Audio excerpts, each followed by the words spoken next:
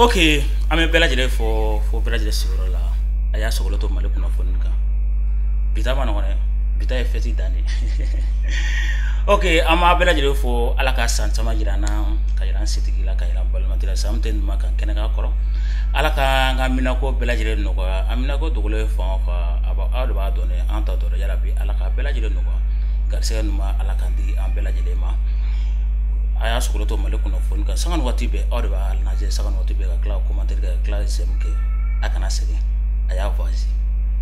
aka ya fo mana ko kacha aka ya fa almatrisu bela jere ma ka kla ka ya fa aka derajere mo ya isama ke mburage ma kon ay ya fa bela jere ma kla ya fa male kuna fone ere ma ne ere ka almatrisu be ngote la gosini droiti o wala kobe o tea kobe bide kobe bi kobe ne go cha ay kon ay juma ne wo kono no folo fembe wo kono bi aka girine aka girin yere di ay ko do ale ko furu sirga la ko che mi fineta la jede amayne che kana flar be ne burange be o madam samage de ma ya o madam samage ibe buran ko do ite buran ko do wala buran ko mo bala mbura karsa den no fe aya jena ne chefale ho me buran ko do ame buran won do to ame buran am do ni bora mo den woni no na ya dima o ye buran me ama dima wala aya dima to buran re i bora karsa no fe mbore den no fe ama so nga den dima o ye ore buran wa don comment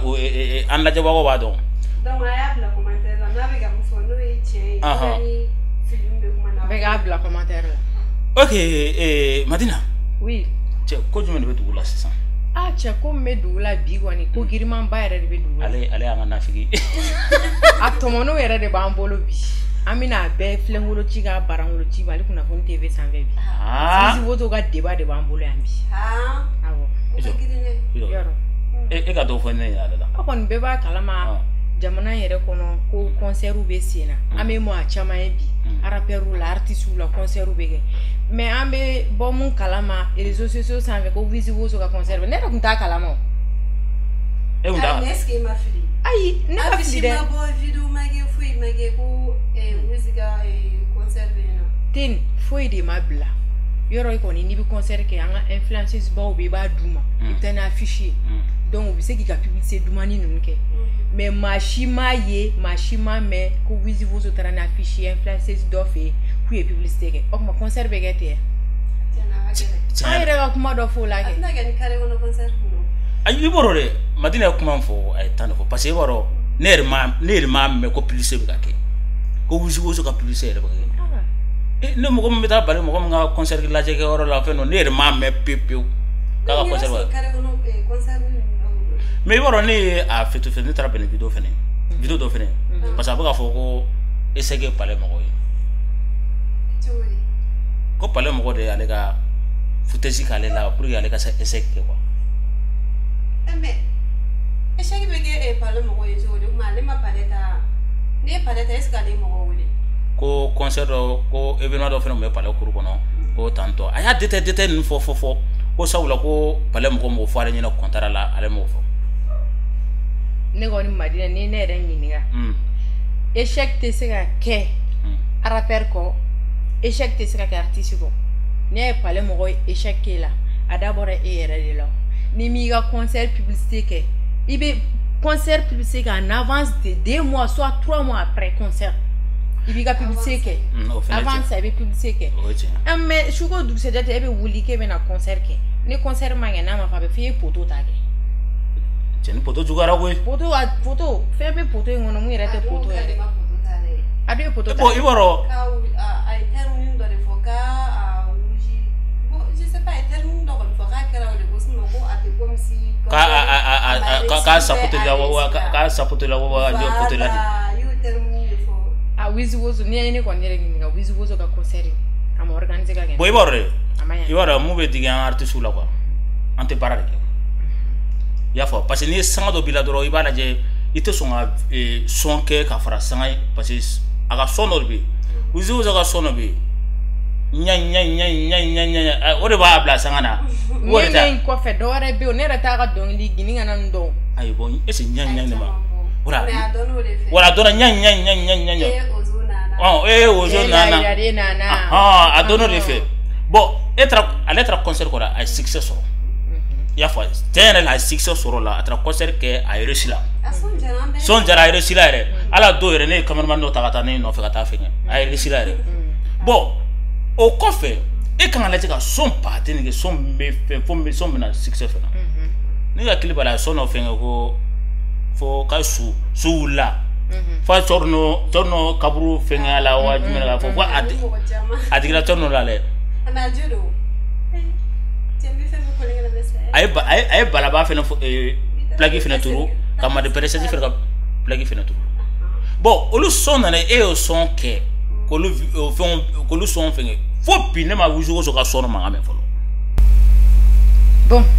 an ka rappeurs bɛ ka dɔnkilida kɛ cogo min bien vrai que an bɛ ɲɔgɔn clasher ni clasher yɛrɛ tɛ rap la rap man di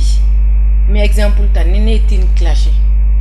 Tine ne bɛ ka tɔgɔ dɔ sɔrɔ Tine kan après Tine bɛ retour kɛ ne kan an fila bɛɛ bɛ tɔgɔ sɔrɔ mais a t'a yira k'an bɛ kɛlɛ la. mais est ce que i b'a dɔn k'o tɛ arabu dɔrɔn ye bi n'o ye mali dɔnkili bɛɛ ye. Voilà. Fo fɛn ka kɛ compétition ka kɛ côté fila ye on dirait fanu de b'o la ɲini n'o tɛ fanu tɛ sɔrɔ de b'a min je sais pas. I b'a dɔn yɔrɔ dɔ la Dija Maraka Dija fo a sigiyɔrɔ Faransi sisan n b'a fɔ nɔ ten Dija ye fɛn dɔ kɛ son dɔ kɛ waati dɔ la a bɛ fɔ o ma ko BJ de fo a b'a fɔ ko wara mama ay BJ kɛ o est-ce que a ye mɔgɔ nɛni wa a ma mɔgɔ dɔgɔya o mais a ye BJ kɛ mɔgɔ ko Dija kalannen tɛ Dija kalannen don a kalannen don mais a ko mama ala wala fo grand sœur yɛrɛ umu y'a da ko n'i y'a fɔ mama ne b'a fɔ ma papa c'est ça a fɛnɛ Dija ka kuma fɛnɛ fɛngɛ ale fɛnɛ BJ sɔrɔ fɛnɛ mais fanga ɲɔgɔn dɔgɔya de ka ɲɔgɔn nɛni de ka ɲɔgɔn fɛngɛ de baara tɛ ka kɛ o ala ye mun fɔ ko palais directeur nɔ don ko ka fɛnw kɛ tan han e ka hakili la jumɛn o la a bɛ i n'a fɔ min yɛrɛ digila la kosɛbɛ kosɛbɛ o ye kɛmɛ ko in de kɛmɛ ko in ya kɛmɛ ko in de ma kuma fan fɛ a ma se k'o yɔrɔ de faamu parce que k'o ma fɔ ale ka contrat kɔnɔna na ale ye décharge dɔw ma fɔ ale de foyi fɔ ale yɛrɛ taga baro la et puis ale n'a ka mɔgɔw talen olu tila ka kɛmɛ in de sara walasa olu fana bɛ se ka to ka yɔrɔ la. bon ni i bɛna dɔ fɔ bon concert fana tun ye fila de o concert de fila Wizi Wozo ka concert bɛ kɔnɔna na a ka DJ dɔ bɛ ko DJ Alpelo fana ka concert tun bɛ yen on dirait o fana b'a ta kɛ san o san Wizi Wozo yɛrɛ y'a ka concert k'a bonya ma da o kan dun y'a ka DJ de ko Wizi Wozo ka concert fɔlɔ Wizi Wozo ye wari d'ale de ma a taara palais sara filanan la même chose donc sabanan bonya ma d'ale kan donc a tilala ka turu ta k'a d'ale kun k'ale de kɛra sababu ye k'a ka concert tiɲɛ ne yɛrɛ fɛ bɛɛ ni i se don bɛɛ b'i ka wari de sara i ka concert ka kɛ mais ni jamakulu fana ɲɔgɔn faamuya baliya n'a ma ɲɔgɔn faamu ko tɛ se ka ɲɛ a bɛ furugu ɲɔgɔn kɔrɔ a bɛna don ɲɔgɔn ka domaine kɔnɔ donc a dun ma ɲi rappeur cɛ ale ni a ka DJ cɛ o ma ɲi e nana i ka mɔgɔw donna n'u bɛ don ni ne yɛrɛ don bɛ kɛmɛ sara parce que mun fana bɛ ale fana ye palais sara dɛ il faut que f'a ka wari ka bɔ de ne ka jamakulu an taara jamakulu dakɛ min bɛ yen ka mun bɛ don n'a bɛɛ donna fu la nin ka mɔgɔw a ka wari ti bɔ a bɛ jɛ ale fana kan jagoya kɛmɛ min don a bɛ kɛmɛ sara a bɛ don aw de ko k'a bɛ Wizi Wozo fɛ a ka fanu donc aw bɛ kɛmɛ sara kana digi aw la aw bɛ kɛmɛ sara aw bɛ don a bɛ taa aw ka Wizi Wozo ka concert la minnu fana bɛ fɛ ka taa dɔ in na o fana b'u ka kɛmɛ sara u t'a la faamuyabaliya de nana ni nin bɛɛ o de ye Wizi Wozo ko a ka concert tiɲɛna ko kɛmɛ digira ale la ne yɛrɛ kɔni dina ne ɲɛ t'o dimiya yɔrɔ la o kun ye ne ka kuma ye k'a lase Wizi Wozo n'a ka fanu ma faamuyabaliya de ye aw ta ye n'a ye ɲɔgɔn faamuya a tɛ kɛ ni kɛlɛ. bon i b'a dɔn ale fɛnɛ bɛ ka kɛmɛ fɔ cogo min na i b'a dɔn palais filɛ palais bɛɛ de ta ye palais ye artiste bɛɛ de ta ye hali DJ ye artiste don i y'a faamuya palais bɛɛ de ta ye mais ale b'a fɔ ko i b'a dɔn n'i ye palais fo n'i ye palais salle bɛɛ ta ou n'i ye palais mɛkuru bɛɛ ta salle joli bɛ palais kɔnɔ salle 3 ɲɔgɔnna b'a kɔnɔ ka fara kuru kɔnɔna na ka fara café des arts kan o bɛɛ bɛ palais kɔnɔna na o ale bɛ ka mun fɔ ko depuis lawale tile la ko an fitinama bɛ taa palais kɔnɔ k'an tɛ don wari sara an bɛ taa fɛn ninnu na non i b'a dɔn fɛn dɔ don ala ye mɔgɔ da k'i ka to k'i hakili jagabɔ de ka mɔgɔ da k'i ka to k'i hakili jagabɔ de i bɛ sɔrɔ palais mɔgɔw hakili jagabɔ maintenant n'i bɛna 100 sara i bɛ n'i ka salle kɔnɔ i bɛ n'i ka fɛn dɔ i bɛ na événement ni fɛn kɛ parce que palais mɔgɔ bɛ partenaire kɛ ni mɔgɔ cɛ o hali ni Ayuba mun filɛ partenaire bɛ ne le palais mɔgɔ cɛ o ne le palais mɔgɔ ye partenariat kɛ i y'a fɔ wa partenaire yɛrɛ ye mun yɛrɛ i y'a fɔ don dɔ dɔrɔn kuma dɔ la i ka événement yɛrɛ bɛ bɛn 5000 ma nkalon ye haramu i ka wari bɛ bɛn 5000 ma mana ne ta bɛ bɛn 5000 ma palais mɔgɔ b'a fɔ non e ko 5000 tila n'a ka mɔgɔ ɲɔgɔn cɛ parce que palais u y'a directeur y'a yira état ta don jɔn ye état ye jɔn bɛ état financer population de b'a financer o an yɛrɛ de don ya bon ale tɛ se ka ko dɔ gɛlɛya an ma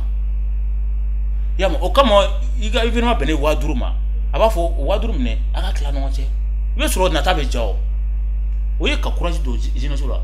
mais n'a fɔra ko e bɛna fɔ ko palais mɔgɔ ye nin ko kɛta k'u y'i ka fɛn saboter k'u y'a kɛta ka kɛmɛ non i b'a dɔn mɔgɔ min ye événement kɛ palais la i bɛ sɔrɔ partenaire de b'a ni palais mɔgɔ cɛ partenaire bɛ ani palais mɔgɔ cɛ e palais ta cogo min na partenaire fɛnɛ b'a n'a tigi cɛ fɛnɛ de i m'a ye mais i b'a dɔn mun bɛ artiste gɛlɛya artiste ka fɛnw gɛlɛya u ni mɔgɔ min bɛ wuli ɲɔgɔn fɛ Madina Tina u ni mɔgɔ min bɛ wuli ɲɔgɔn fɛ o b'o de ta ye voilà parce que i b'a dɔn ne bɛnna wusuko dɔ ka fɛn dɔ ma ko cɛ min bɛ to ka wariw jugu cɛ jumɛn DJ fɛ wala k'a caman t'a kun voilà k'ale ɲɛ yɛlɛnna i y'a fɔ ko kama ale fɛnɛ taara palais mɔgɔw fɛnkɛ ale ko bɛɛ bɔ a bolo ko bɛɛ ma bɔ bolo mais échec ta ɲɛ o de y'a to a bɛ fɔ ko mɔgɔ dɔ bɛ yen k'a tugura ka wari don k'a bɛ se k'a b'i ka jamakulu la o de kɛra Wizkid ta ye n'ale tun y'a ta bolo ale ye échec ni poto min ta ale tun tɛn'o ta o ale bɛ k'o mun k'a jugu ye kɛ o t'ale jugu i b'a sɔrɔ mɔgɔ wɛrɛ b'ale senkɔrɔ mun y'ale jugu ka tɛmɛ DJ in yɛrɛ la voilà hali n bɛ n da maga Zigiri Arama la Petini Zigiri Arama n bɛ n da maga la mun k'a fa k'ale ba sara mun ka ba sara a bɛ min sisan a bɛ kɛ voilà a ka sigisa bɛ niveau jumɛn na sisan a bɛ bin c'est ça i b'a dɔn mɔgɔ min ale mɔgɔ min bɛ ka fɛn mɔgɔ min y'a ka manager ye o tɛ bilen parce que k'o ye ale ka fɛn caman yurugu a cɛ fɔlɔ mais bi bi in na ale jiginna kisɛ bɛ Aramanta in fana kɔnɔ koyi n'aw ko Wizkid ye i jɔ a bɛ tila mɔgɔw la kisɛ min bɛ Aramanta kisɛ yɛrɛ i jɔ kisɛ tigi ne m'a fɔ k'a ye dugu yɛrɛ ne kisɛ d'aw ma ne tɔgɔ de ko animatrice Dina kisɛ tigi i jɔ kisɛ ɲani an ka maga Aramanta la fɔlɔ o tuma na an b'an kanubaga bɛɛ lajɛlen fɔ a kana segin a kana ɲina a ye to ka commentaire kɛ a ye to ka j'aime kɛ a ye to ka fɛ voilà kisɛ bɛ n ka animatrice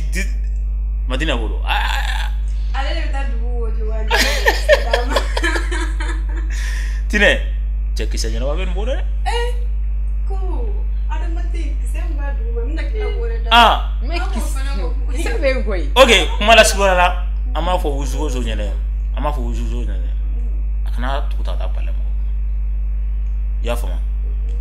palais mɔgɔ mun bɛ yen sisan nɔgɔya dan kana siga palais directeur mun bɛ yen sisan nɔgɔya dan ne nɔgɔya ye 3 ye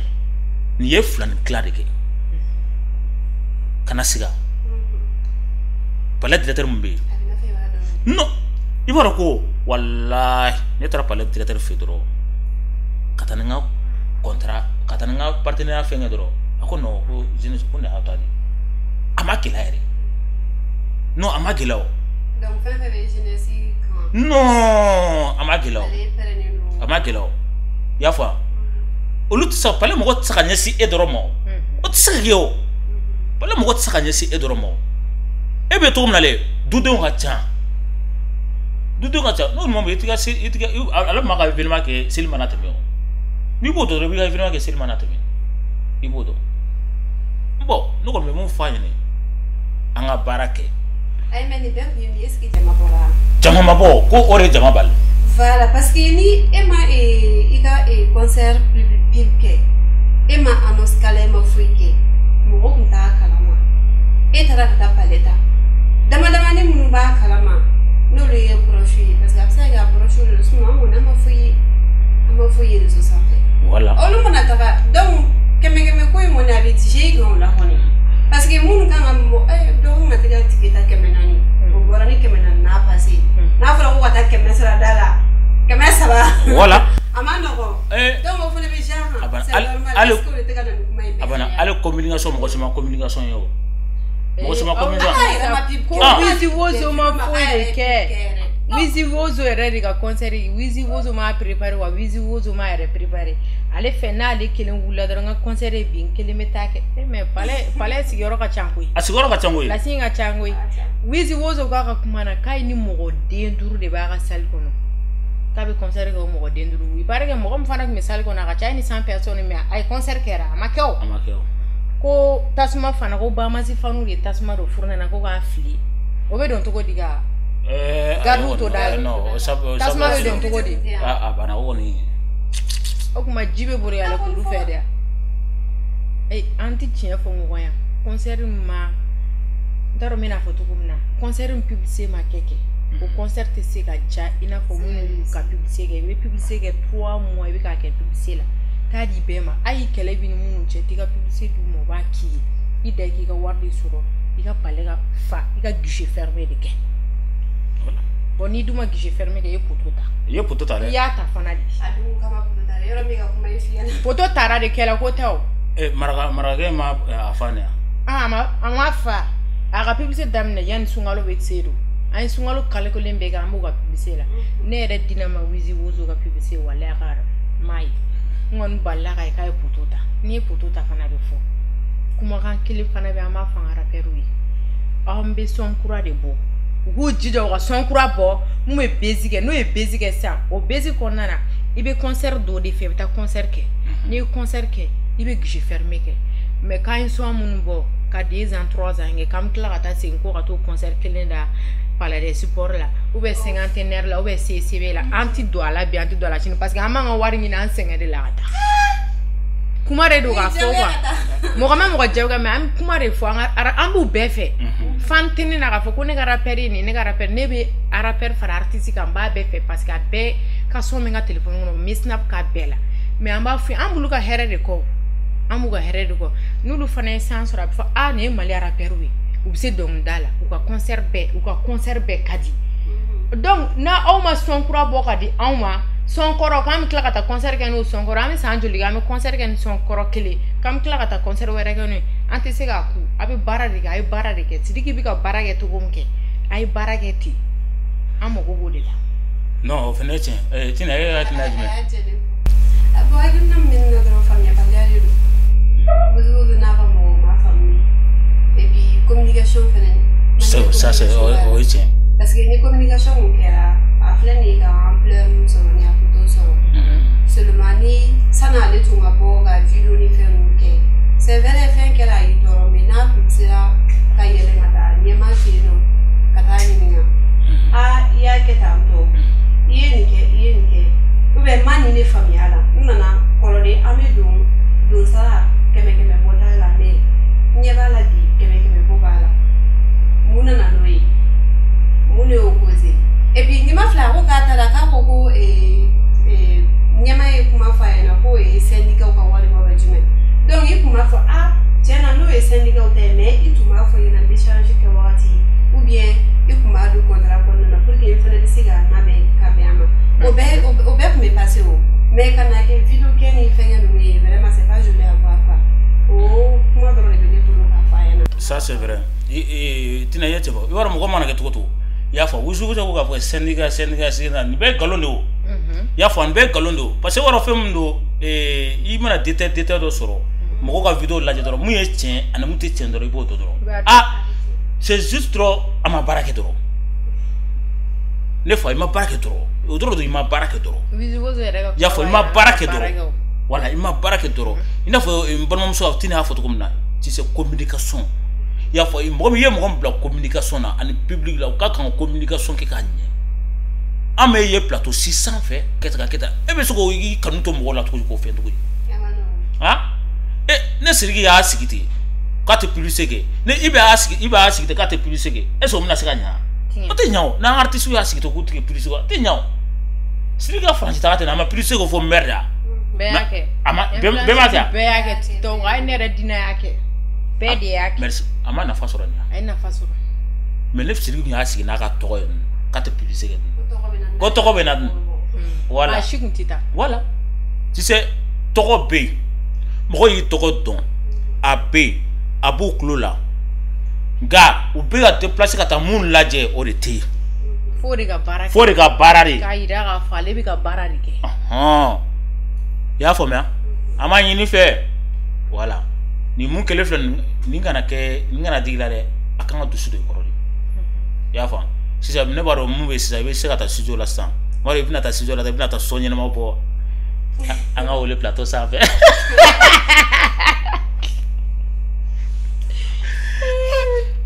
kisɛ jumɛn bɛ tuguni adama kisɛ nin o kisɛ ni kisɛ passé an tɛ na ni kisɛ kuraw ye i yɛrɛ ko kisɛ b'i bolo i ko adama ta ye adama ta ye sa adama ta mɔgɔ kisɛ kuraw de bɛ adama ta musow de adama kaliyari bin koyi musow de adama kaliyari bin dɛ denmisɛnnin fitinin n'i ko e ma se fɛn ma k'e kana mɔgɔkɔrɔba ko kɛ i bɛ bin dɛ ko n'i bɛ baara la balontan n'a fɔra dɔnkilidala kan cɛ yɛrɛ mana kɛ baara o baara la i bɛ baara la kuma muso to yen fɔlɔ k'i ka baara kɛ n'i ye muso n'i ka kow mélange ɲɔgɔn kɔnɔ i ka kaliyari bɛ bin o bɛ bin dɛ i jɛ ne ka balimamuso ye i ɲɛmina yɔrɔ cɛ i jan wɔra i bɔ n kɛrɛfɛ dɛ n t'i fɛ dɛ a bɛ bin dɛ o de b'a to u b'a fɔ ko balontan na n'i bɛ ka balontan na muso to yen i ka balontan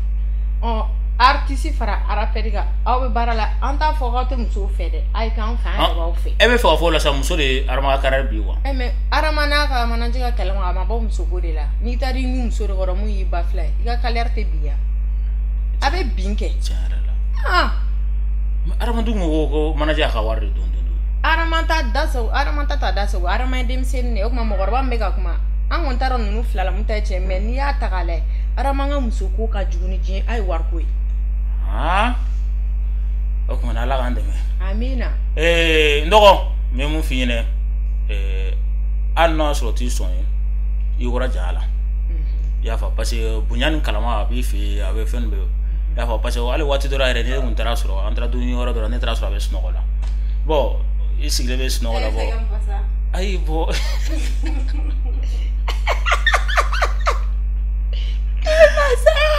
ayi mais ma fɔ cogo di bon i bɛ sɔrɔ fɛn caman b'a kɔnɔ ok n dɔgɔ yɛrɛ bi succès ala k'a fara i kan i y'a fɔ non nin tɛ succès bannen dɛ a bɛ na de i y'a fɔ na bururu a bɛ na a ma daminɛ fɔlɔ i y'a mɛn bɛɛ de b'a la adamaden mana kɛ cogo o cogo succès bɛ jigin a bɛ tila ka yɛrɛ succès bɛ jigin kana découragé dɔrɔn i y'a fɔ an bɛ kɛ to k'i ka sɔn an y'i ka sɔn kura dɔ yɛrɛ lamɛn sisan an y'a partagé a sɔn kura dɔ bɛ Adama ka sɔn kura dɔ bɛ sisan partagé la ne yɛrɛ t'o dɔn Aïssa tine fina ka sabali sa o dabila sa e to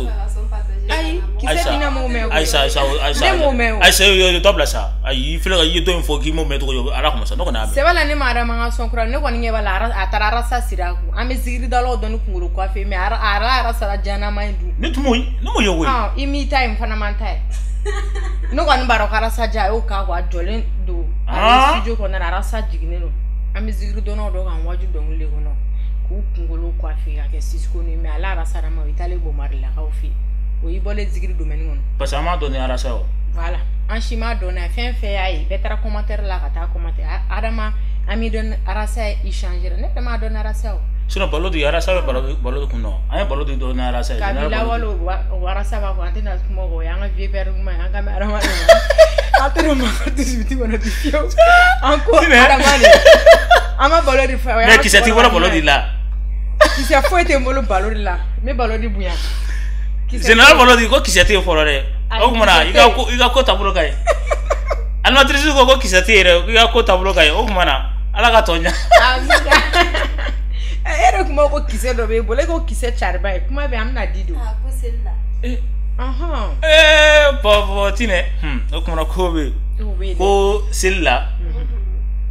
a tulo ka mɛn dɛ a y'a lamɛn ka ɲɛ mɔgɔ tulo b'a la ko muso dɔ de bɛ yen a cɛ de ma taa seli ka a fɛ yen i y'a faamuya wala cɛ muso sigilen don wala muso sigilen don ko cɛ bɛ ka na seli k'ale fɛ yen mais o furulen de don o furulen don muso fila de b'a bolo muso fila t'a bolo muso kelen de b'a bolo cɛ ko cɛ bɛ na seli k'ale fɛ yen cɛ ma na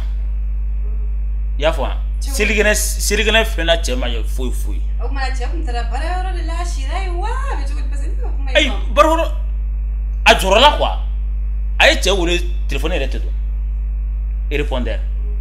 téléphone tɛ don mais cɛ bɔra ale kan k'a bɛ taa baarayɔrɔ de la ayi bon n kɔni t'o dɔn dɛ n t'a dɔn ko cɛ bɛ a yɛrɛ kisɛ wa non n kɔni t'o dɔn dɛ ko cɛ bɛ taa baarayɔrɔ n t'o dɔn mais cɛ mana seli k'ale fɛ ale jɔrɔla i y'a fɔ cɛ ma seli k'ale fɛ petu maintenant ale taatɔla de sa ale de bɛnna de sa ale y'a sɔrɔ i y'a fɔ a bɛ ka taa foli la waati min na ale taara sɔrɔ mobili dɔ de bɛ cɛ ka appartement dɔ da la so dɔ da la ale ma fili cɛ ka mobili ma bɛɛ b'i cɛ ka mobili dɔn ale taara sɔrɔ mobili de datugulen don sisan ale donna so kɔnɔ de sisan a taara sɔrɔ gardien dɔ de bɛ yen ale fana gardien ɲina ko mobili in tigi bɛ min k'a fɛn ta kɛ ta gardien ko mobili in tigi bɛ san i y'a fɔ a fana gardien fana taara so samuru yira a la sisan gardien fana ye fana ye dɛ i y'a fɔ gardien fana ye fana ye dɛ o yiral'o la sisan o y'a ye ale ma dɔwɛrɛ kɛ dɛ ale da kɔngɔ dɔrɔn muso jɛma dɔ de y'a kun bɔ muso jɛma y'a kun bɔ muso ɲɛ sul'o kan i y'a fɔ muso girinna ka doni sisan muso ma ɲɛɲini muso taara fo sɔɔni ɲɛ na a taara sɔrɔ cɛ dalen bɛ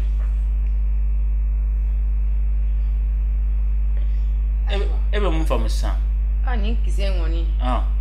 nin kisɛ in ka girin mais nin kisɛ in kuma ni ntini an b'a bɛɛ ka filenkolo ci ka balankolo ci o kuma a y'a partager an b'a bɛɛ bila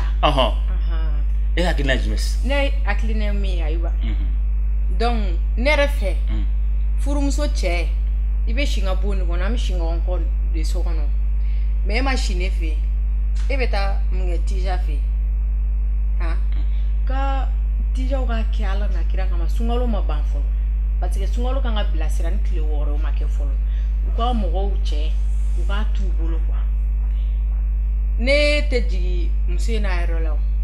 i ɲɛ su muso kan i kun b'o walonba kelen ko la fɔlɔ k'o ta k'o fili kɛnɛma n ta de don i bɛ taa cɛ kama wa fini don an ka taa a bɛ fini don ne ko a tɛ fini don aw saba bɛɛ b'aw da o dilan kelen kan kɛ ne ta de don tija bɛna se k'e cɛ minɛ e la cogo di ayiwa cɛ an kana kuma ye k'a ɲɛ ci a kan quoi tijaw ka kɛ ala kama cɛ ninnu cɛ furulen ninnu filɛ yan u t'u fɛ koyi u t'u fɛ dɛ u b'aw kɔ de ka o kulonkɛw de ka aw la n'o tɛ anw ye kulubaw de an b'anw nɔ o la so muso furulen ni kulubaw b'u nɔ la hali n'u taara kulonkɛ kɛ kɛnɛma kɔnɔ u laban ye anw fɛ yen nɔ. mais e b'a dɔn ne muso min ka cɛ tɔɔrɔ wa. muso tɛ se ka cɛ tɔɔrɔ sa u bɛ kɛ cogo di ayiwa. Dina kuma. i ka kuma latigɛ tɛ dɛ mais bamananw b'a fɔ sani i ka jigin i binyɔrɔ la i ka nɔ i jigin ni situation in na bɔ i ko y'a fɔ cogo min na mɔgɔ t'a fɔ k'i bɛ jalaki dɔw ma ka dɔ to yen parce que nin ye yɔrɔ fila de ye yɔrɔ fɔlɔ ye jumɛn ye o ye mɔgɔ tɛ seli cɛ n'o seli don denbaya tigi fɛn fɛn b'i yɛrɛ bonya a kɛ to bɛ kuma i kan ka kɛ so i ni muso cɛ kɛra cogo o cogo i kan k'o kɛ a kɛra aw bɛ kɛlɛ la a kɛra aw bɛ fɛn fɛn la o i b'i jija i b'o kɛ so i b'o k'i muso kɔrɔ mais min ye ni a bɔra ka taa n'a ye ka taa fo kɛnɛma ka taa a ka tila fɛ yen a bɛ se ka kɛ kun dɔ fɛnɛ o kɛ bon a tɛ komi na cɛw défense ta dɛ mais mɔgɔ t'i ba i ɲɛ ci i ɲɛ kolima k'a ci nin yɔrɔ in na cɛ ni muso in cɛ an tɛ se ka jugement kɔni bɔ ten dɛ an t'a dɔn cɛ ni muso in cɛ mun bɛ yen mɔgɔ t'o dɔn mais sani k'a ma k'e bɛ taa baga waliden ma ka waliden ci jigili cɛ la de i ma se i cɛ de e de ma s'a muso la ka to so kɔnɔ. o bɛ taa mun ɲini kɛnɛmana la. e bɔra dɛ ne bɛ k'o fɛn wɛrɛ de la. n'i bɛ précaution ta mɔgɔ kama i b'a kɛ i cɛ de kama cɛ tɛ min ye n'i y'a ye cɛ bɔra ka taa fo kɛnɛma ka taa tisa fɛ yen i b'a sɔrɔ a bɛ kɛ fɛn dɔ de ɲini o la min tɛ yen nɔ. n'o tisa ye jɔnni de. a sunguru kɛ tija sunguru yɛrɛ de b'a f'u yɛrɛ ma k'olu ye tijaw ye o. n'a ma mɔgɔ bɔ fili la de a b'a fɔ tija wara ko sunguru. Tine i ka kuma i ye mun fɔ i ye tiɲɛ o ye ka fila de ye dɔ bɛ ɲɛ la dɔ bɛ ɲɛ cɛlakaw la dɔ bɛ muso la dɔ bɛ cɛ la cɛ futera muso futera mais n'i y'a ye fɛnɛ ni ko e bɛ ka ɲini kɛnɛ e bɛ ka mun ɲini so kɔnɔ n'i y'o sɔrɔ kɛnɛma a dɔ bɛ dɔ la sa bon Tine i ka kuma ye tiɲɛ mais seli ye dunba de furumuso ni furukɛ bɛɛ bɛ seli kɛ ɲɔgɔn kan fɛn fɛn b'i yɛrɛ bonya ayi ni ko dɔ tun bɛ voilà ayi ni ko dɔ tun bɛ cɛ ni muso cɛ cɛ de bɛ se muso la bɛɛ b'o dɔn muso de ye sokɔnɔfɛn ye donc a mana fɛn o fɛn fɔ cɛ b'a to a ta la mais o yɔrɔ la ayi ni kɛlɛ tun bɛ yen parce que mɔgɔ tɛ se k'a fɔ k'i bɛ furukɛ ni furumuso ka dossier bɛɛ i tɛ se k'a dɔn furu ye gundo de i m'a ye so ni siɲɛkɔnɔ kɛra so la parce que siɲɛkɔnɔ ni gundo fɔyɔrɔ de don aw bɛ se k'a ka ko kɛ a bɛ bɛn a la i b'i ka dimi kuru kɔnɔ i ka fɛti kɛ ten ka seli kɛ ten mɔgɔ kana n'a dɔn ko kɛlɛ b'i ni muso ni ɲɔgɔn cɛ kuma tɛ i ka bɔ ka taa appartement tɔ seli donya la i ni sunguru ka taa da ye furumuso bɛ so kɔnɔ o yɔrɔ fana erreur ye cɛ in sɔrɔ a tun bɛ se k'a muɲu a kɔrɔ fo seli mumani bɛɛ ka tɛmɛ fo k'a su ko ani tija bɛ se ka bɔ baasi t'o la mais ala tileganfɛlama ye i b'i yɛrɛ de tɔgɔ di mɔgɔ ma muso kelen tɛ tɔgɔ sɔrɔ mais e yɛrɛ min ye cɛbakɔrɔ ye e de bɛ tɔgɔ sɔrɔ ko dɔ cɛ ka ɲi fana muso la voilà mais n'a y'a sɔrɔ den b'i bolo sa i bɛna kɛ cogo di. mais a b'a dɔn a yɛrɛ ma ko tija ne kɔni t'a ko tija a b'a dɔn ni sunguru ye fura dɔ k'a kunna a b'o dɔn mais a t'o dɔn cɛ n bɛ mun f'i ɲɛna bi cɛ fura dɔ bɛ yen nɔ fura dɔ kunkolo ka girin dɛ bilayi n bɛ min f'i ɲɛna bi ayiwa fura dɛ ka taa mori so la dɛ ka taa dabali kɛ cɛ kama i yɛrɛ bila i ka musoya minɛnw na ba ye n'i yɛrɛ bila i ka musoya minɛnw na walayi i b'i cɛ minɛ ka sɔrɔ mori baara tɛ muso ye n'a fɔra muso ye gundo de muso ye mɔgɔba de wa muso ye gundo de muso suguya t'i dɔn muso de bɛ se ka cɛ ta k'a don piège kɔnɔ ka tila k'a bɔ a kɔnɔ a tɛ bɔ foyi kalama a kɔni ɲɛ b'a dontɔ la ɲɛ b'a yɛrɛ bɔtɔ la a tɛ bɔ foyi kalama mais an musow fana ko n'an ye TikTok sɔrɔ ka ban ni téléphone ni Novelas TV an tɛ occupé cɛ la bilen. o tɛ dɛ n'i bɛ kɛnɛma n'i donna ka ban dɔrɔn o y'a bannen de i yɛrɛ bolo sɔrɔ sera de ma ayi ne m'o faamu sera so de ayi ne m'o faamu. fɔlɔ ni cɛ bɛ tigi nɔfɛ fɔlɔ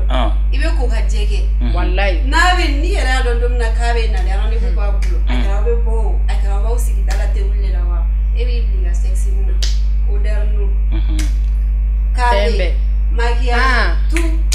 mais ni cɛ donna ka ban n'e donna so ka ban o y'a bannen de ye. ayi sisan sungurudenninw tako saba tɛ dɛ hali tako duuru dɔw mais i b'a dɔn kamelenninw bɛ k'anw nɔfɛ babijiw bɛ yen i b'a dɔn ne fɛnɛ tina ka kuma in sɔn ji la wɔrɔ dɔn i b'a dɔn muso dɔ bɛ yen nɔ walayi tina y'a fɔ cogo min na i bɛ taa muso nɔfɛ a bɛ parfum dumani k'a la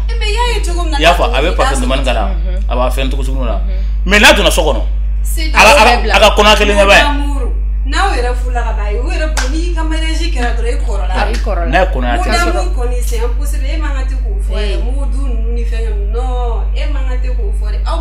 e k'o ta mariage dun filɛ nin ye si baara de don il faut que de temps en temps aw ka to ka ɲɔgɔn séduire même si cɛ don a ye fu sa e kɛra titulaire ye e nana so kuma ni kuma sa a ye to ka ɲɔgɔn séduire dɔrɔn a ye to ka mun cɛ ne tɛ to ka mɛnɛ seji y'a segu ka to ka ɲɔgɔn na jarabi ka to ka kumakan voilà a to ka dɔn charger ne billet bébé semaine wɛrɛ sinon dadi mo aljana mo simple ni douce ni yɛrɛ ne cɛ y'a mɛn dɔrɔn f'a yɛrɛ farigan su bɛ to ka cɛ sentiment bɛ bali ka n'a la mais an musow k'an t'o kɛ bilen ni cɛ yɛrɛ bɔra baarayɔrɔ la cɛ ka chèque tɛ minɛ bilen n'i y'a natɔ ye ka bɔ baara la dɔrɔn an bɛ se ka kɛ tan chèque minɛ yɛrɛ o ye baara gɛlɛn wɛrɛ ye tafe ni duloki tɛ kelen ye i bɛ taa sɔrɔ muso yɛrɛ b'a kun n'o tɛ bilen i bɛ taa sɔrɔ tafe jaune ye babini o ye finman ye o ye cɛ minɛ cogo ye se ka lajɛ sen pɛrɛn de don musobakɔrɔ sen kan ka pɛrɛn senko yɔrɔ baden bɛ yen t'i sen ko i k'i ka toilette kɛ crème de nuit ninnu k'i farikolo la k'i kasa ja ni papa chéri yɛrɛ fa madamu cɛ i farikolo kasa a kasa ka di bi dɛ suma dumanw b'i fɛ fitiri mana se ko ki je yoro nu labe ni chebe temi iga temina ko ikaje fiere nge bi jalaka parfum dumanu ke nana yo bilefu bi kat côté ni be ki gati le ka dilanganya usulado kat côté voilà o fana dumanu be iki de ko ka je i yere bla pantalon sexy de la bila ni check nga bo shum ne balmam so ate bossa ay bilati bo abo ki kere fe salon ne mais ni che nana ta fere suma belle kasa jaba kasa ay ne re che ba gore ge me na dro ay te dumni ge me bo anga che fo ngo ba balmam so ay fatu bizuni nuna esa obi ka fe mun kriya nga de an fana ga kri che be mine to mu mane bu ni che mine kan ya walla bi tu kele maiwa ni che mine to juga ke na tara ni tijo ya mine la e be na ti si paron e fe ko ne che na o me de muso ba gore ya no sentire nege man siri abana sa ala nege mama a tribli me do fa de no aiwa fana kuma ye che ali ni yere fo ko ko ne men tan ne ti ga ma do ne i wore ga kuma ye che ne tanti dobe ne tanti dobe ko ne aduru ay ko na aduru de mais ko na aduru la ne tanti ga fo bogoti abeti abul ba yere ko de u ga fe no be to ka fe no do ata ko no benefuti tani ya fo ma wala re we to ka fe no do no ko nyimi fo sisa fo bi abake awo gen bombo no ya ba ayere no kuri be kuma chefe fo kasa tuma daga chefe mais il veut faire habitude de na bien faire kasa dumana à chaque fois il avait approchement que bon wa hagetu o dermi do we fait il va muso yere fleni mama tika parfait so peut-être ni na ni ebe usula sa bintu fait bintu do wa hagetu penama il va sa kaya il va sa bineti fait na fera ko minta khade ba sa ko usula kasa kelente ko jenga ko do bi do la fa mais non faut be tere de ka muso ko derbe parfait kelene msani na yi don oder kelene o to yi la funa ya kasane mo wala da fo che ni so parfum oder bole voilà fa fo che madame emmi muso parfait fo o e baro ha o acting ne che marawa e baro na ni ya de ula le fait que à chaque fois na ka mabare la samara jeli ndo abuda sana fanyena et puis à la fin bébé à top quoi non tu n'as pas quoi y tu n'as pas quoi y na tala mo wala fi anna yoro kemerike de fait que e a de go habitude na ato yoro wala ala ba e wala force abada la anna soro kalungera jugudu abada de fait que ali e ali de kimuna ya nu kasa ya a nu de kasa dumani fenge muna ato go yembo wala fe différence bi créer do wi kanyo muso to wi kanyo ko do wala yamba et puis kasa ku ka fanfala fa na so ali kasa uni samia so no vere olune tatikeli parce que kasa do wi kasa liman karui kasa fege man karui bon mo ga bute keli ko mais ya du ko la do akacha la fe mo fo parce que do mo fle le jamu boy wara na be jigi chela waramna be jigi chela waramna parce que ni yo muso soro état do la ni yo muso soro muso ma ko kwaje ere kan muso ko kwaje ere ba sana kwa parce que c'est gada wa ko forme sena akata wone mais mola to law ni muso kasa mari asuma mari akasa na so kona ga fo ayke kasa ala jaga sanuya ne kamo yoro ni man ni duna na so kona ikuma na fe donc abisika ke fin do be munu ba ga muso amina unje na yu finyena ibisika wada ma yere bitasa donc iba do fana be bila ni muso che warta ka duma karsa tan parfum sa tan usulansa ika muso a fin fait tan besa utitasa do fana be atido ala de o fana che uba waru kuru ka voilà pero mo ni mo na mo ani mo konta la village ba yeto kelete kuna kuma na te misali utekele ate comme si olu fana te yoro ne passer bibi na village ni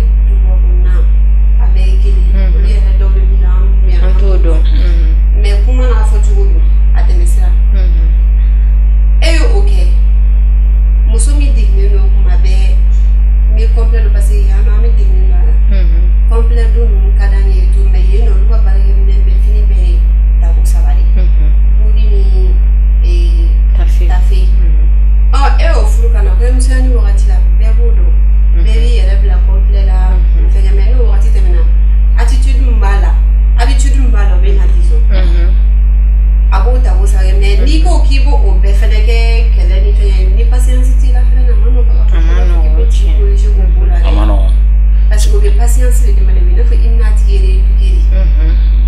pasa kita do la met o patience be tia do la bilina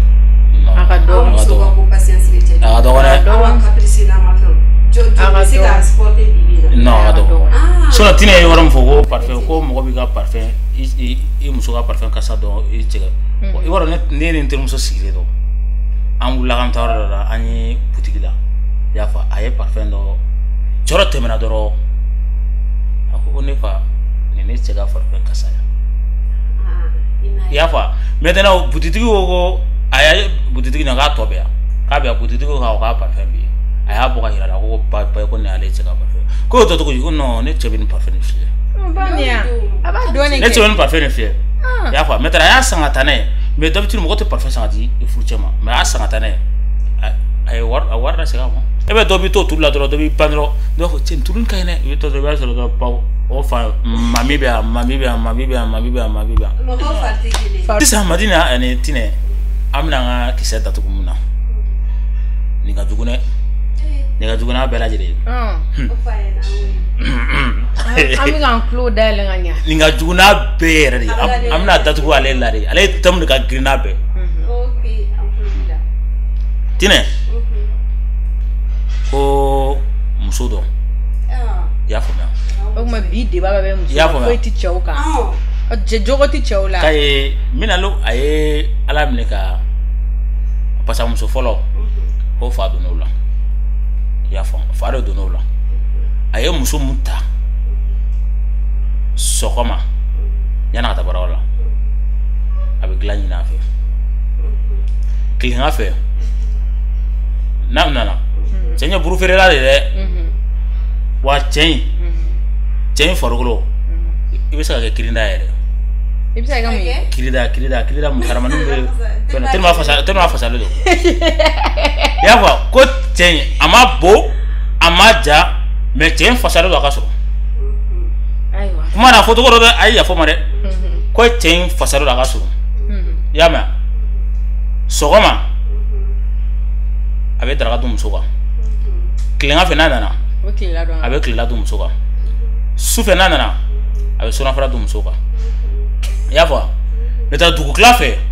aba dum soga muso da to la sisa kata buramso fi kata kuma nya fu buramso nyene ko buramso ka finge ko kera tanto tomna muso ya fo tik tak a fo buramso nyene tik tak alfo maje buramso fene kuma tagaraje buramso ko kaya me buramso fene te dumene ke aye chewuli no ya dinge anana ko karsa buramso selama buramso fitin selama aye kuma la kale ne ko chene do way war ko che ba fo ayuwi ko chende wi ajorala ay fem photo na je a fo tita ko ko che ko me muna war ko che mu ga ba da jabya mabe akato neto sunguti ya fo ma into fuevi ya fo mfuru musuludo ako mitili mo faru rote de mitili mesi ga kato ni ki dili ala jigi burula si ko don i wara ko che ini semaine ke ya fa ai ini semaine ke re pola ini semaine me da kato ne ai inde yo go ini semaine me da kato ni ya ini semaine me da kato ni sekla la sigi tuguni a sekla la sigi tuguni ka kala fo don jugura ni korole kura jugura ni korole kwa ayi wa ni de ba ngagiri ya ko kura jugura ni ina fo kura jugura ni korole chena ya ko na maintenant alasa muso fene de chela sigi ko mitili muso flanata ya fo muso flanata e wara muga muso jabya ko setale ko fo ne muso e warda ale ma ka muso fo no muso flana furu ka dale ma ka do muso furu ka dale ma ko sina wada tefo mais muso ka ngafuru sa muso mo ko ba kinala esa de kan esa parce que mu ba ale ko la do abuka furusa ta solution parce que ale so koro quoi furusa ten do solution na ale a furusa ko ale na ta dum amna walde do amna ando problem na ni che mi na ko mu ke su de boy mumna ta ale mana taa sa no mun bɛ n'ale kɔfɛ ale tɛna o fana de problème na o bɛ mun bɛ n'ale kɔfɛ n'ale taara a bɛ dɔwɛrɛ ta o jagoya a tɛna to cɛ gɛlɛya la o bɛ a bɛ dɔwɛrɛ ta kɛ tin a ye nin cɛ sugu muso 3 tɛ nin jɔni i n'a fɔ muru kɛ suri o tuma nin ka si buru feere la ka si baara bɛɛ bɛ muso ko ma boli o boli soni kitiba kitigiba do a ti jɔ Allahu akbar ma ka gɛlɛn mais comme y'an balimamuso ko k'a mago bɛ conseil la an ka denmisɛnnin hakilina an b'o f'a ye o sa ma jo tɛ kɛlɛ dɔ la nka a tɛ wale cɛ ko ma ne ni n ka denmisɛnnin hakilina ye min ye ko ne bɛ se k'o fɔ n balimamuso ye cɛ ninnu a ma nɔgɔn et puis a y'a sɛgɛn parce que i ye ba lasigi ba kuma na mɔgɔ hakɛ to nka kuma in yɛlɛ ba kuma na o ma se ka fɛn bɔ a la fo o ye min fara a kan cɛ n'a ka gɛlɛn nka komi cɛ yɛrɛ y'a fɔ cogo min na ale yɛrɛ nana ni hakilina ye ne yɛrɛ tun y'o fɔ n'a bɛ se ka filanan ta jago ka filanan ta o se tɛ ale ye muso de fana ni a b'a lajɛ a b'a ɲɛfɔ cɛ balima komi ale yɛrɛ jɛnna bɛ filanan ta ye fana ma nɔgɔn komi ale yɛrɛ jɛnna bɛ a b'a ɲɛfɔ a balima ye ni balima bɛ cɛ in na ou bien a yɛrɛ u ka jɛ u bolo fara ɲɔgɔn kan filanan ko ka ɲɛ lahala n'o kɛra fila ye a bɛ lafiya cɛ ma fɔ i b'a dɔn ko ale muso tɛ fɛn na dɛ ale cɛ tɛ mala o bɛ location yɛrɛ la cɛ tɛ mala ale bɛna so tobili la dɔrɔn a b'a fɔ k'a ka don i ka kuma i ye mun fɔ i ye tiɲɛ fɔ mais ayi o la o ye solution ye dɛ mais hali n'i muso furula fara muso in kan e bɛ ka ɲinɛ ko tile 2 de bɛ partage ni ɲɔgɔn cɛ a b'a kɛ dɔ in na a bɛna kɛ dɔ in kelen fana na mais au moins dɔ bɛ la tile 2 kɔnɔna na dɔ na yɛrɛ ko ta o bɛ n'a bɛ min fɛ o bɛ yɛrɛ ko ta mais nin solution sɔrɔli ma nɔgɔn dɛ mais cɛ in ye o a bɛ nin bɛɛ kɛ a bɛ vitamine ma dumuni dun walasa a bɛ ji minnu bɔ o bɛ se ka segin cogo min bu bɛ segin ka na fari la vitamine fɛn wa ko cɛ ye fɛn yɛrɛ de cɛ vitamine fɛn wa mais n'i ye cɛ in ye o ne m'o f'i n'i ye cɛ in dɔrɔn cɛ a bɛ kɛ ka kilen d'a kan ne ba yafa ma koyi yafa ma mina cɛ in ye jaramani surumani de tina e ka bon ni cɛ in ye o an 3 kelen tɛ se ka kilenna di nin na dɛ an lajɛlikɛbaga minnu bɛ yen aw bɛɛ bɛ se ka commentaire di maa kelen hakilina kelen maa 2 hakilina 2 n'aw fana nana fara anw kan an bɛɛ bɛ hakilina sɔrɔ commentaire la ka tila ka segin ni débat kelen kan parce que anw 3 fana hakili mana di togo togo a bɛ se ka kɛ aw la mɔgɔ b'aw fana na mun fana hakili ka bon n'anw ta ye o fana o ye tiɲɛ mais tina e ta kɔni ko cɛ kana muso kana taa ko mɔgɔ min bɛna a furusa tɛ nin solution ayi furusa t'a sera o mais mɔgɔ t'a dɔn ni denmuso ni ɲɔgɔn cɛ voilà ni denmuso ni ɲɔgɔn cɛ ale bɛna tila ka den fana bila mais a bɛ se ka taa repos ta fɛnɛ sa a bɛ taa repos ta a bɛ se ka taa repos ta so mais o tɛ furusa o mɔgɔ bɛ se ka taa so ka t'i lafiya i y'a faamu mais o tɛ furusa ye quoi mais o y'a ye n'a cɛ jɛnna n'a ka taa repos ta n'a cɛ ma jɛnna o tuma a bɛ taa repos ta ka sɔrɔ a cɛ ma jɛnna a fana ye tiɲɛ fɛn bɛɛ n'i kɔni furula ka ban i ba sagoya t'i la i fa sagoya t'i la i furucɛ de sagoya b'i la ne kɔni bɛ mun fɔ an lajɛbaga bɛɛ lajɛlen ye i n'a fɔ Madina y'a fɔ cogo min na commentaire kan i y'a faamu bɛɛ k'i ka avis fɛnɛ bila i y'a mɛn mɔgɔ kelen hakilina kelen mɔgɔ 2 hakilina 2 ka taa se mɔgɔ 3 ma o bɛɛ lajɛlen hakilina ne bɛ mun fɔ ka fara cɛ fɛnɛ ta kan an bɛɛ ye cɛ ye koyi an dɔw yɛrɛ bɛ se ka tile 3 fɛngɛ ka tile 3 tile 4 i ni sɛbɛnni bɛɛ kɛ mais e mɔgɔ min don ma don o don wa o don o don lama yɛrɛ tile kelen kɔnɔ fo siyɛn 4 ou bien siyɛn 3 ne fa cɛ yɛrɛ la n b'i deli n balimamuso n b'i deli ne fa ala kama n balimamuso a lafiya dɔɔnin a tɛ fɛ ka furusa man d'a ye i y'a faamuya n b'i deli a lajɛ dɔɔnin kosɛbɛ tɛ dɛ dɔɔnin dɔrɔn a lajɛ dɔɔnin dɔrɔn k'i bolo lasigi kɔ dɔɔnin wa sinon nin ma nɔgɔn dɛ papa ni kuma fana ne ye n da waga o mais est ce que ko baarakɛyɔrɔ mɔgɔw fana ni n'o olu fana sera ka dɔ fara a ka sariya ayi o ye kuma bɔlen o o kuma bɔlen jumɛn na e ma ko cɛ ye buru feerela de yan u b'a kɛ n'a bɛ taa a ka taa buru hakɛya mun di n'o bɛ bɛn siɲɛ 3 ma u b'a kɛ quadruplé ka d'a ma bani a bɛ tila o quadruplé la yɔrɔ yɔrɔ k'a bɛ taa muso in nɔfɛ wala i tɛ se ka foyi kɛ ayi bon n'a y'a fɔ baarakɛmɔgɔ ɲɛna o kuma t'ale o ayi n'a y'a fɔ baarakɛmɔgɔ wala patron bɛ dɔ fara baara kan o tɔgɔ t'ale o ka fɔ olu ɲɛna mais charge u ka baara ni baara charge bonyana a ka san kɛ donc n'i sɛgɛnnen fɛnɛ ni sɛgɛn tɛ fila n'i sɛgɛnnen dɔrɔn voilà mais i b'a dɔn problème min ye yan n'a bɔra buru feere la dɛ a bɛ na dɔrɔn n'a tilala dɔrɔn a bɛ yɛrɛ buru moto kan dɔrɔn a bɛ taa de kɔmi biriki de kɛ e cɛ ne ma da ne cɛ yɛrɛ ka bɛɛ ka birikitigi bɛɛ ka buru bɛ di yɛrɛ man da la ne cɛ i b'a dɔn i t'a sɔrɔ nin cɛ min moto kan na a ɲɛ b'a muso dɔrɔn na a ɲɛ bɛ a yɛrɛ la muso kɛrɛfɛ a bɛ ka mobili moto ni buru moto in boli 20 a hakili bɛ muso in dɔrɔn de la wala ne ma da la ni birikitigi bɛɛ ka buru bɛ di ka yan ne kala 20 kan ka di dɔ ma ne ma da na tɛ kala 10 di ka segin kala 10 min ta so kuma nin yɛrɛ kɛ yɛlɛ kuma ala ka hɛrɛ k'an bɛɛ lajɛlen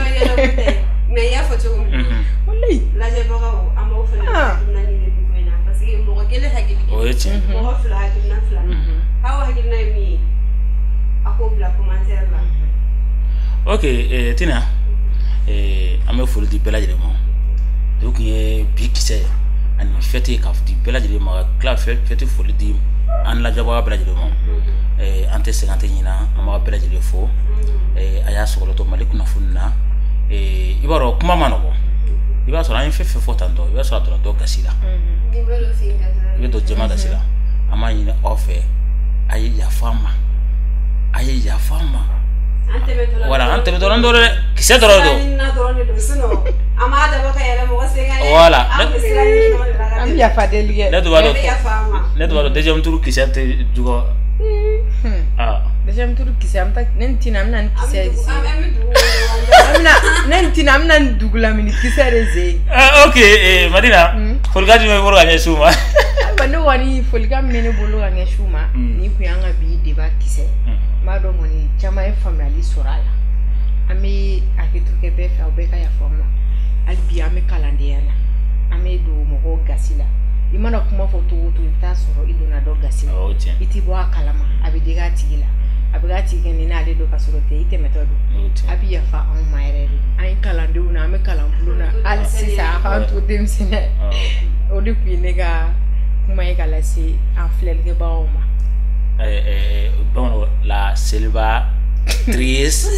madame ne yɛrɛ a tɛ fɛ ka f'i ye de a bɛ ka don i la de jumɛn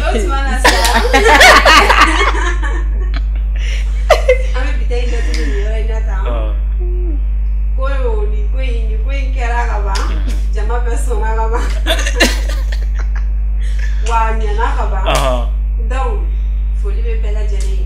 n bɛ to de kɔnɔna na k'an den ka n da sonya ka fɔ mɔgɔ ɲɛna k'u sɔgɔlen bɛ Mali kunnafoni na min ye Dina ani ne yɛrɛ Tina ye émission spéciale dɔ b'an bolo k'a fɔ a lase aw bɛɛ lajɛlen ma seli tɛmɛnen na kɔni n'Ala sɔnna ma a tɔ tɛ kɛ basi ye min na bɛna dɛsɛ marakaw ka basi kɔni n'a kɔni tɛna dɛsɛ e ka marakakan fɔ tan ni n'an banna an nɔnɔ k'a la kɛ e ka marakakan fɔ tan donc o kɔnɔna la Cargo Kubar lemuru Kubar mo kibara me fɔlɔ donc ka fɔ bɛɛ lajɛlen ɲɛna halisa o bɛɛ sanbɛ ala ka seliw caya bon o de tun bɛ ne bolo n'an donna min gasi la o ka yafa an ma an ye den hali sini kasa ma bɔ an da fɛ fɔlɔ san 4 min dɔrɔn donc a y'o bila fili kɔnɔna na ani denmisɛnninya fili kɔnɔna na ani kalandenya fili kɔnɔna na